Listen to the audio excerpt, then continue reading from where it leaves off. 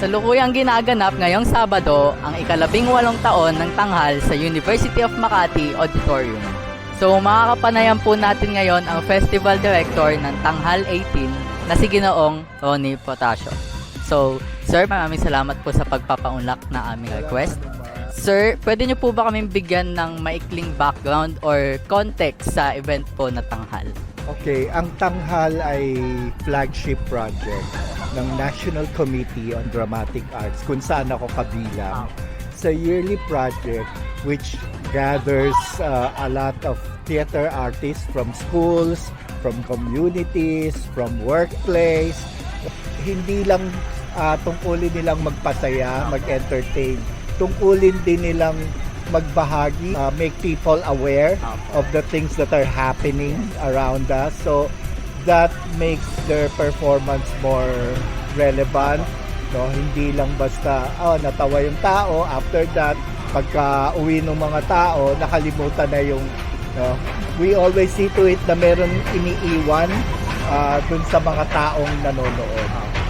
Sa ilalim ng National Commission for Culture and the Arts, ang Tanghal Festival ay oportunidad upang mapagsama-sama ang iba't ibang theater groups sa buong rehiyon at maipamalas ang kanilang kasiningan sa pag-arte.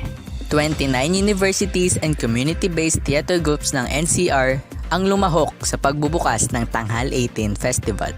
So, sir, ano pong masasabi nyo na dito ginanap yung Tanghal 18 na kasabay din po ng founding anniversary ng University of Makati?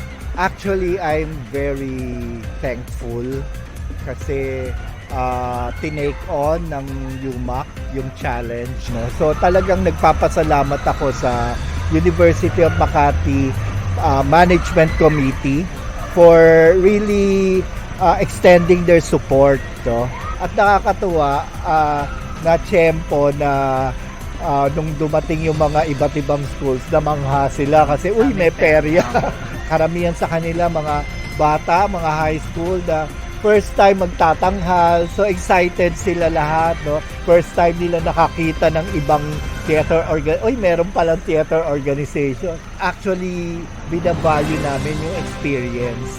Malaki yung naitulong ng UMAC for providing that experience from the facilities na bongga, di ba?